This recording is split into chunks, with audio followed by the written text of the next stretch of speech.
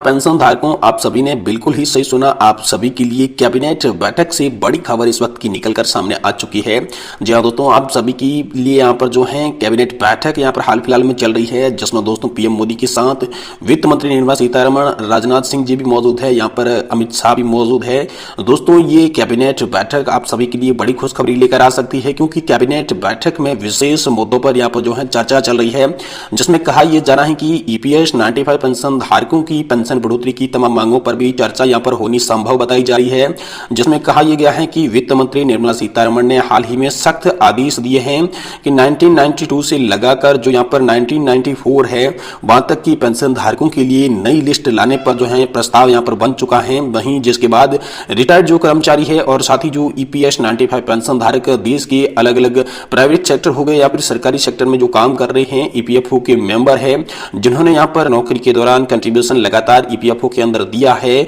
तो उनके लिए यहां पर बड़ी खबर निकल कर आ रही है। ईपीएस पेंशन को लेकर विशेष मसौदे पर चर्चा इस कैबिनेट बैठक में हो रही है, जिसके बाद कुछ सूत्रों से मिली जानकारी से हवाले से यह खबर आई है कि यहां पर जो है एक छोटा सेशन आप सभी के लिए बुलाया जाएगा, लेकिन महत्वपूर्ण और ऐतिहासिक निर्णय वाला यह सेशन माना जाएगा। पीएम मोदी की अध्यक्षता में होने वाला इस सेशन के अंदर यहां पर पेंशन की तमाम मांगों पर भी चर्चा हो सकती है। वहीं जो आम बजट 2024 का हाल फिलहाल में आप सभी के लिए सामने आ रहा है, उस बजट को लेकर भी बहुत ही महत्वपूर्ण जो प्रावधान है वो आप सभी के लिए यहां पर निकलकर सामने आ सकते हैं, ऐसा अंदेशा जताया जा रहा है। जिसमें दोस्तों पेंशन की नई टेबल के साथ साथ एरियर किस तरीके से लोगों को दिया जाएगा, यहां पर पेंशन धारकों का जो बकाया एरियर है वो किस तरीके से उनके खाते में आएगा, ये भी दोस्तों यहां पर निर्णय आप सभी के लिए होने वाला है। वही पेंशन बढ़ोतरी की जो लिस्ट है हाल फिलहाल में वो 3 प्रकार से जारी की जाएगी। इस पर भी दोस्तों हाल फिलहाल में आप सभी के लिए कैबिनेट बैठक से बड़ी खबर निकल कर आ रही है। तो कैबिनेट बैठक में आप सभी के लिए कौन कौन से विशेष मसौदों पर चर्चा की जाएगी, इनके बारे में विशेष बात आज की इस वीडियो में हम करेंगे।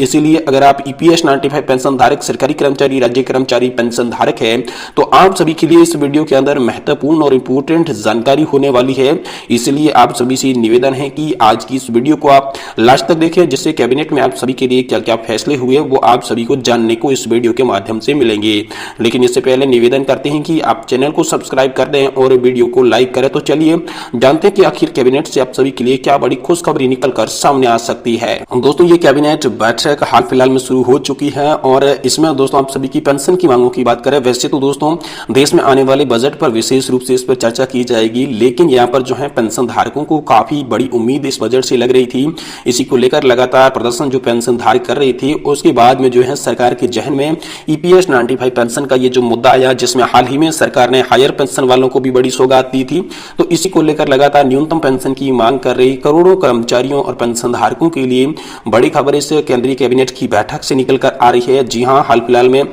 जो पेंशन का बजट है उसका प्रारूप तैयार हो रहा है। उस प्रारूप में यहां पर सामने आया था आप सभी के लिए कि ईपीएस 95 पेंशन धारकों की पेंशन बढ़ोतरी की जो मांगे हैं उसमें से मुख्य मांग 7500 और फ्री मेडिकल की मांग को लेकर लगातार जो है केंद्र सरकार एक्टिव नजर आ रही है और इस पर विशेष रूप से आप सभी के लिए चर्चा होने वाली है, क्योंकि बीते हुए प्रदर्शन में जब बीता हुआ साल था तो वहां पर जो प्रदर्शन हो रहा था उसमें मुख्य मांग थी 7500 प्लस डीए की पेंशन। वहीं फ्री मेडिकल को लेकर भी अलग अलग नेताओं ने यहां पर आश्वासन दिए थे, जिसमें 4 मंत्रालय ने महत्वपूर्ण और अहम भूमिका निभाई थी। 4 मंत्री भूपेंद्र यादव ने आश्वासन जो दिया था आप सभी को, उसी के तहत जब यहां पर जो है वित्त मंत्रालय को लेटर भेजा गया, एक प्रस्ताव भेजा गया, तो इसी प्रस्ताव की चर्चा भी यहां पर आप सभी के लिए केंद्रीय कैबिनेट की बैठक में निकलकर आ चुकी है, जिसमें वित्त मंत्री निर्मला सीतारमण ने आप सभी की पेंशन बढ़ोतरी की मांगों पर विशेष चर्चा पर जोर जो है इस केंद्रीय कैबिनेट की बैठक में दिया है। और इस बैठक में आप सभी के लिए अलग अलग प्रकार की पेंशन को लेकर लिस्टें भी जारी होने वाली है, जिसमें मुख्य रूप से जो सुप्रीम कोर्ट का ऑर्डर आया था, उस ऑर्डर के बाद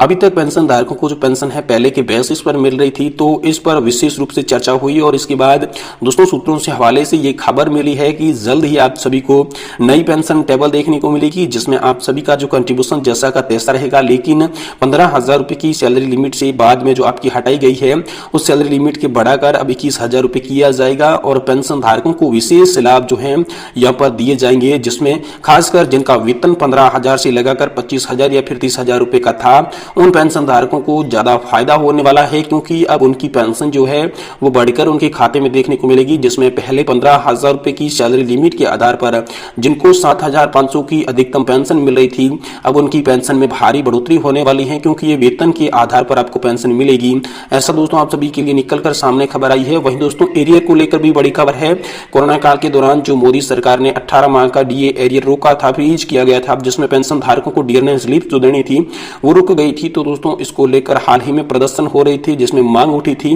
तो इन्हीं मांग को लेकर बड़ी खबर हाल फिलहाल में आप सभी के लिए सामने आई है कि 18 माह के डीए एरियर पर भी यहाँ पर जो है आप सभी के लिए बड़ा फैसला हो सकता है। और मुख्य मांग तो ईपीएस 95 पेंशन धारकों की 7,500 प्लस डीए और मेडिकल को लेकर ही यहाँ पर बड़ी खबर आएगी, जिसमें बजट 2024 से पहले आप सभी के लिए ये केंद्रीय कैबिनेट की बैठक अहम साबित होने वाली है, जिसमें दोस्तों 1 करोड़ से भी ज्यादा कर्मचारी और 78 लाख से भी ज्यादा पेंशन धारकों को हाल ही में बड़ा यहाँ पर जो है फायदा देखने को मिलेगा। क्योंकि यहाँ पर ईपीएस 95 हायर पेंशन पर हाल ही में एक बड़ी चूक बताई जा रही थी, जिसके तहत पेंशन धारकों ने यहाँ पर जो है 11 और 12 तारीख को हंगामे के लिए यहाँ पर जो है आदेश दिया था, जिसमें दोस्तों हायर पेंशन का जो डाटा है वो पेंशन धारकों को नहीं मिला था। तो इसमें दोस्तों ईपीएफओ के खिलाफ बड़ा प्रदर्शन करने की योजना जो है ईपीएस 95 हायर पेंशन धारकों ने बनाई थी। और इसी को लेकर जो निर्णय हुआ था वो दोस्तों यहाँ पर जो है ईपीएफओ के कार्यालय रायपुर है वहां पर निर्णय हुआ था। और ईपीएफओ के कार्यालय रायपुर पर भी प्रदर्शन को लेकर बड़ी खबर सामने आई थी, जिसमें 1995 से लेकर 2001 तक के जो भी लोग ज्वाइनिंग की थी उनका डाटा जो है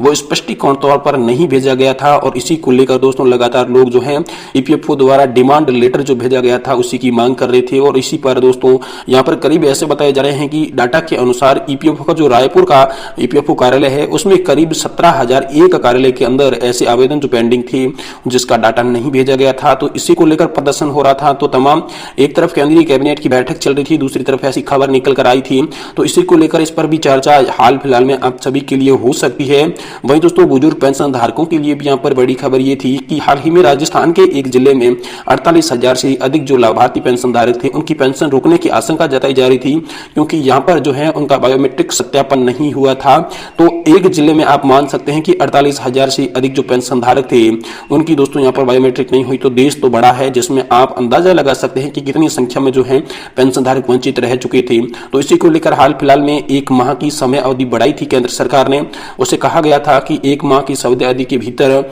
आप अपना जरूरी काम जो बायोमेट्रिक सत्यापन होता है वो निपटा लें, नहीं तो आपको पेंशन में बहुत ही अधिक जो है नुकसान देखने को मिल सकता है। हाल ही में ये खबर आई थी। वहीं दोस्तों नेशनल एजुकेशन कमेटी जो थी उन्होंने वृद्ध ईपीएस 95 पेंशन धारकों के लिए जो ईपीएफओ के साथ वो निरंतर ईपीएफओ जो है उनके साथ अन्याय कर रहा था, तो इसी में दोस्तों प्रदर्शन शुरू किया था। 4 तारीख से राष्ट्रव्यापी आंदोलन का जो रूपरेखा तैयार की गई थी उसी रूपरेखा के तर्ज पर जो दोस्तों यहाँ पर केंद्रीय कैबिनेट की बैठक में आप सभी के लिए चर्चा हो सकती है कि आखिर ये जो प्रदर्शन के कार्यक्रम बनाए गए हैं इस कार्यक्रम को कैसे रोका जाए और ईपीएस 95 पेंशन धारकों की मांगों को कैसे मंजूर किया जाए या फिर उनके प्रदर्शन को कैसे यहाँ पर जो है समाप्त किया जाए। इसमें जो एनएससी राष्ट्रीय संघर्ष समिति जिसमें मुख्य भूमिका निभाई थी। तो अब दोस्तों लग ऐसा रहा है कि आप सभी ईपीएस 95 पेंशन धारकों के लिए इस केंद्रीय कैबिनेट की बैठक के बाद ही बड़ा निर्णय ले लिया जाएगा। लेकिन हाल फिलहाल में जो अपडेट है तो बैठक यहाँ पर चल रही है आप सभी के लिए। जैसे ही इस बैठक से आप सभी ईपीएस 95 पेंशन धारकों के लिए कोई बड़ा फैसला बड़ा खुलासा होगा, हम आपको इसी चैनल के माध्यम से तुरंत देने की कोशिश करेंगे।